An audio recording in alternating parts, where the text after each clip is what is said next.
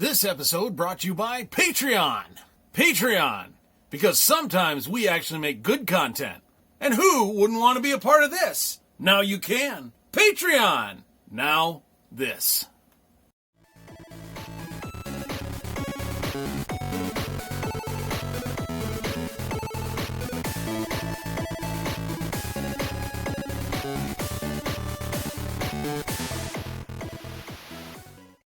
So what we're going to do today is we're going to take a look inside a Jelly 2, and I'm going to show you how to take it apart. First thing you've got to do is there's a screw at the bottom of the phone. You take that screw out, and that's it. After that, it's just you just pull apart the phone.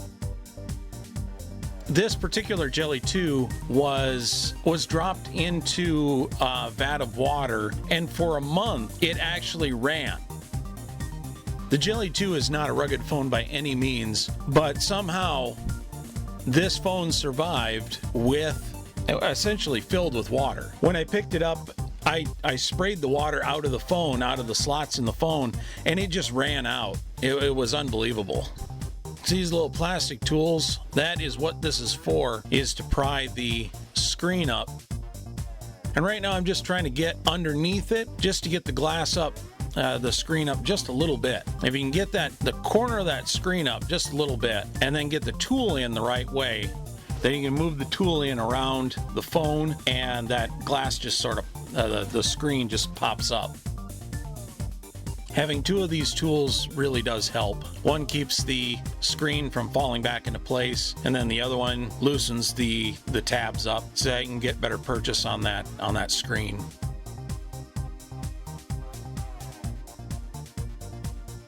And there it comes. That's just a couple of wires holding the screen in, a couple of ribbon cables.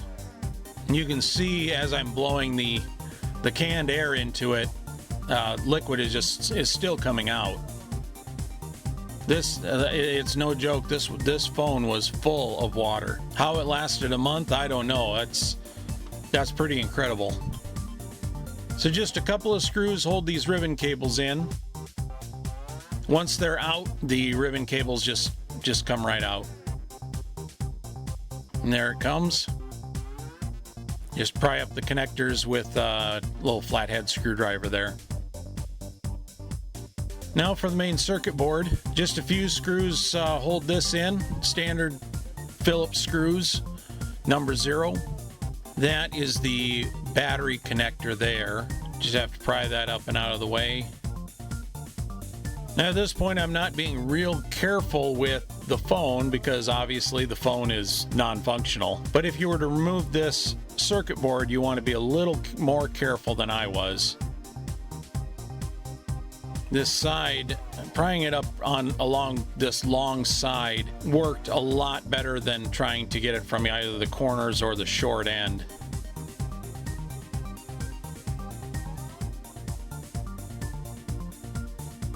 And in the back of the phone, we reveal the battery. Now, the battery is a 3.85 volt lithium ion polymer, 2000 milliamp hour, 7.7 watt hour, about 7.7 watt hours, LBA 5520. I have seen similar batteries in other devices. However, the connector for this particular Jelly 2 is bespoke, so I'm not entirely sure if you can get an off-the-shelf battery for this.